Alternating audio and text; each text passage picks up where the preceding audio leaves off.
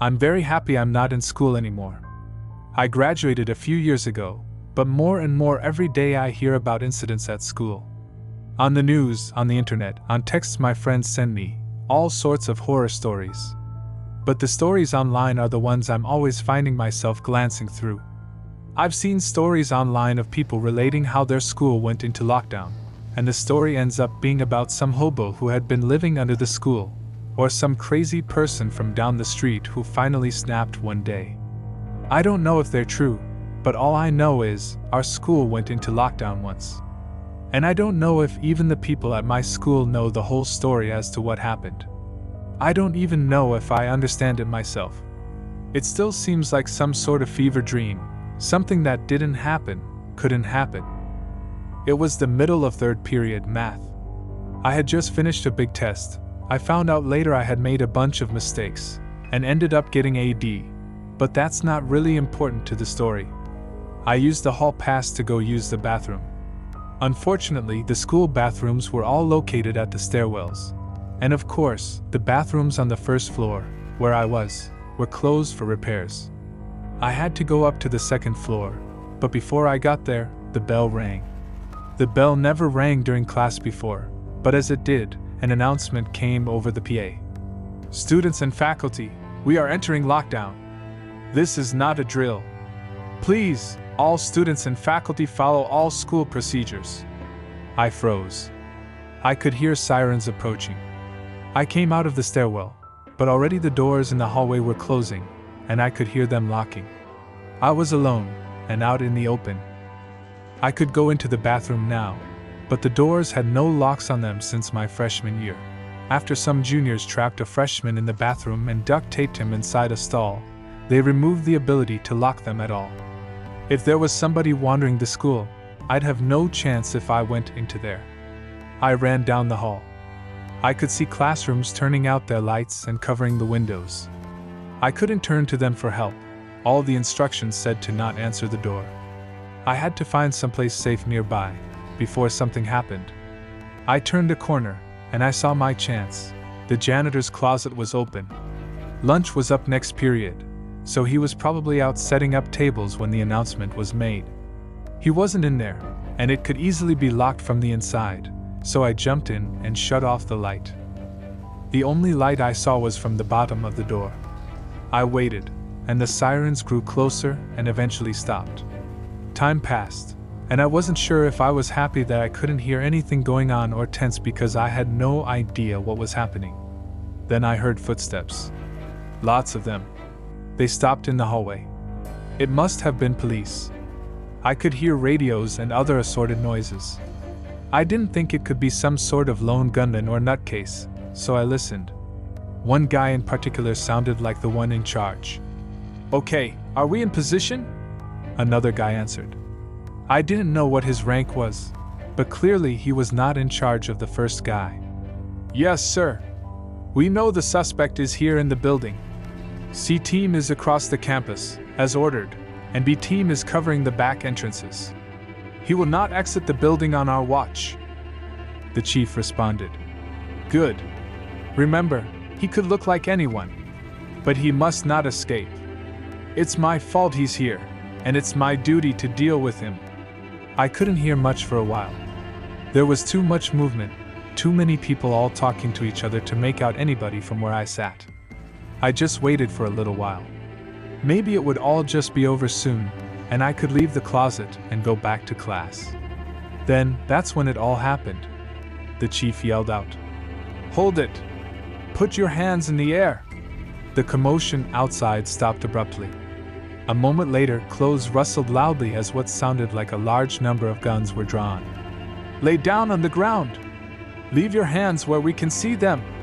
It stayed quiet, except for a few of the guns cocking. "I said down the ground! Don't you dare try what I think you're going to do! You're not at the institute anymore!" I thought I would hear shots go off, back and forth, and eventually somebody saying "suspect down." What I didn't expect was the scream. It wasn't a normal scream. It wasn't somebody crying out in terror. It was like a wounded animal, mixed with the sound of a bandsaw hitting concrete. I've never heard anything like it before, and I hope I never hear it again. Then the guns began to fire. The horrible scream happened again, and then other screams, and then the sounds of tearing. I saw the shadows under the door as people moved and fell over, and heard the telltale splatter of gore as it soaked the floor. There was another gunshot, and I nearly yelled out myself when a bullet punched through part of the doorway. It wasn't very big, but I put my eye up against it, and I could see a group of people being attacked by somebody. But something wasn't right about him. He looked too long in places, like he'd been stretched in a taffy machine. He was moving so fast, though, that I couldn't make anything out, except for him grabbing people and throwing them around like they were nothing. There was blood everywhere. More gunshots. The scream happened again. And again. I pulled away from the bullet hole and sat back in the closet. Then the scream began to fade. I heard a thud, and then more footsteps. The chief spoke again, but he was breathing heavily, like he had been badly wounded. "T-May. He's down. I repeat, he's down. We need a cleanup immediately." I didn't move. I wanted to look again, but as curious as I was, I didn't really want to see, but I heard a lot of commotion for a long time, and then, nothing. I don't know how long it was after that, but then the PA announced the lockdown had ended. I came out of the closet. I tried not to look, but for all the sounds I had heard, there was not as much sign of a fight as I thought there would be. Even the blood I had seen in that brief time through the bullet hole had all been removed.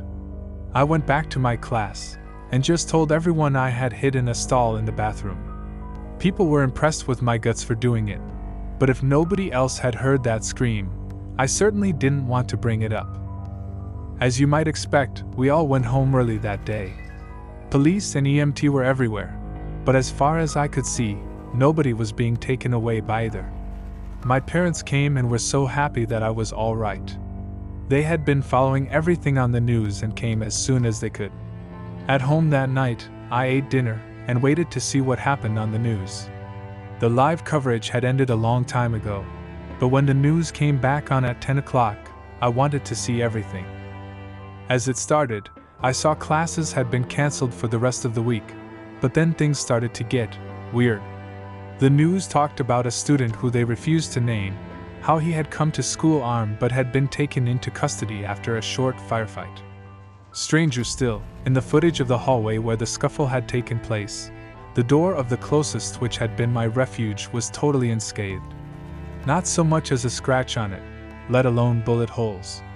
It appeared to have been replaced outright, well before any investigation could have been completed. I saw pictures of the student being led away in cuffs. He didn't have a mark on him. He wasn't even wounded as he was pushed into a police car and driven away.